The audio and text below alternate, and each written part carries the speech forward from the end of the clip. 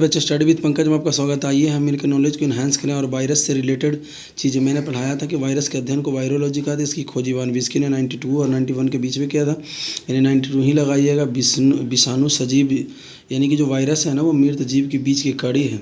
Stainless ने 1935 में तंबाकू पे इसका खोज करा था। ये वायरस प्रोटीन के बने होते हैं। यहाँ पे मैंने लिखा था TMV टोमेको मजैको वायरस के बारे में है, ये बायोस्फेरी के बारे में है ना, जीवाणु के लक्षण का। आप इसको ना पॉज करके रोक लेना और पढ़ लेना, ठीक है। उसके बाद मेरे प्यारे बच्चों यहाँ पे कौन कौन से पौधे में पाए जाते हैं डिजीज वो नाम लिखा हुआ है।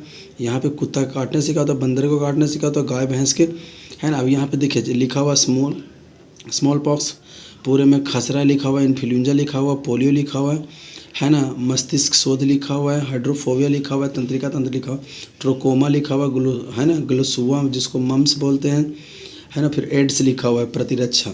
अब यहाँ पे ना क्वेश्चन है, क्वेश्चन का मैं आंसर लगा रखा हूँ। आप लोग इसको ना एक बार रीड कर जाना, ठीक है ना।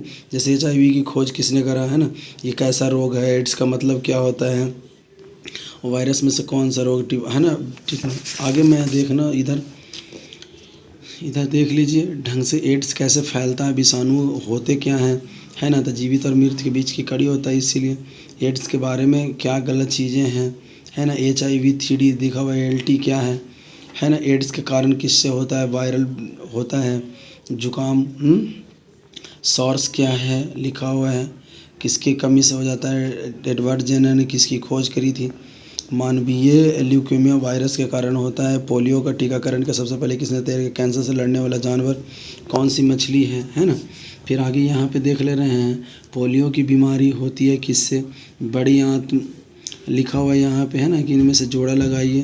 पोलियो मैं इसमें ज़्यादा आपको ना डिटेल दे रहा हूँ, बस आप लोग इसको ना एक बार देख लेना। लिखा हुआ कैंसर के प्रसिद्ध दवा जो टेक्सोरा वृक्ष, यू की एक वृक्ष होती है, यू, ठीक है ना, यू की वृक्ष से इसकी प्राप्ति होती है। खसरा कैसा वायरस है या बैक्टीरिया है आपको बताना है।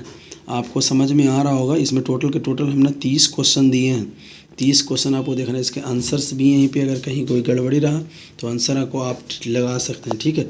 आशा करते हैं कि आपको समझ में आ रहा होगा। अगर दिक्कत परेशानी हो तो आप मुझे कॉल मैसेज ज़रूर करना ताकि मैं तुझे ठीक कर दूँ।